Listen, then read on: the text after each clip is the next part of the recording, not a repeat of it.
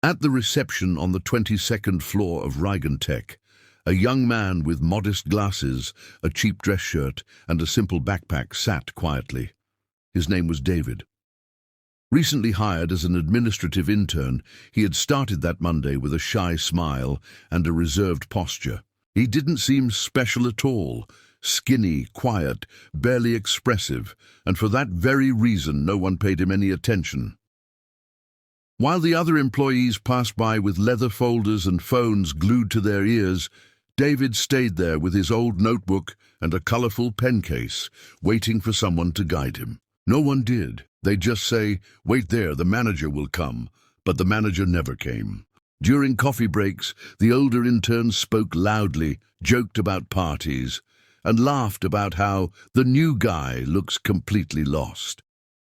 Some had already nicknamed David the Ghost of Reception because his presence was barely noticeable.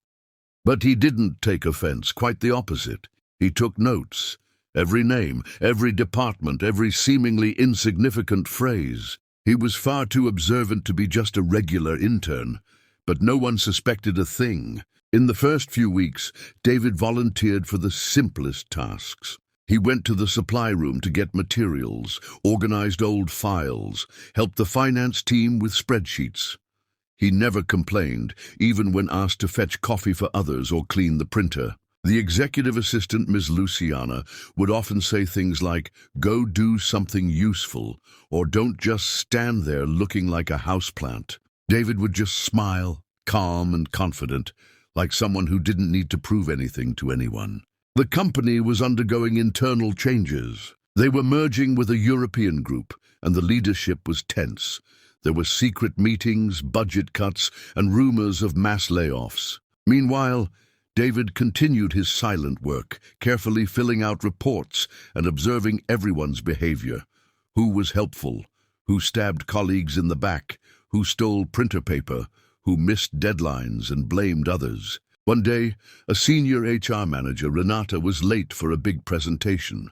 The meeting room was full, the projector was off, and the directors were getting restless. David, who was only there to drop off a printed page, stepped in without being asked. He turned on the projector, opened the slides Renata had forgotten to bring, and presented the report's introduction with such clarity and confidence that the directors exchanged surprised glances. When Renata arrived, shocked, David had already finished the first 2 sections flawlessly.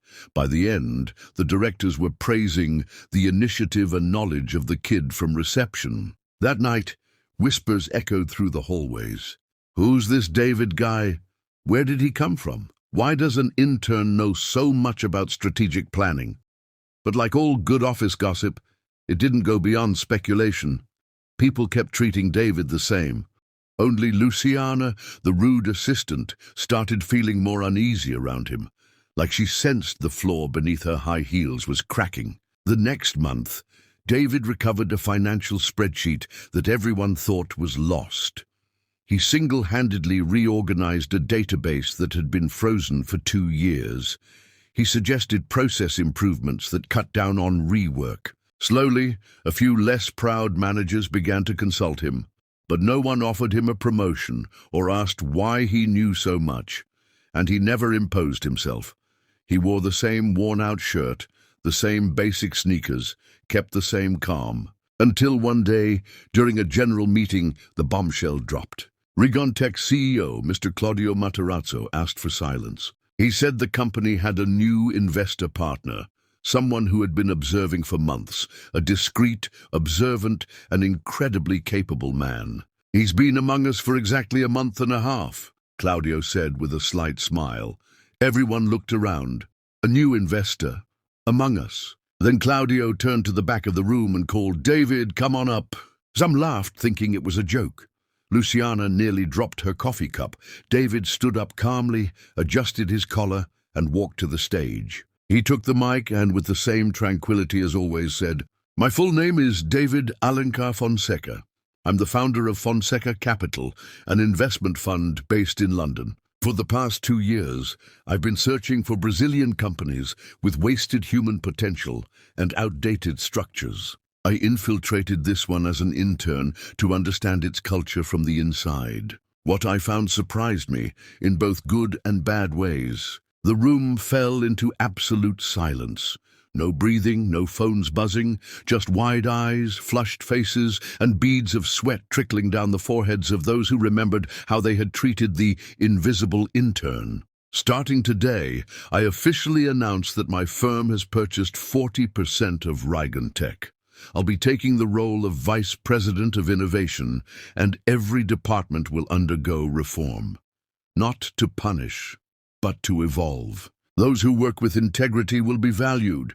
Those who wear heels to step on others better start packing. David stepped down from the stage amid a mix of shock and applause.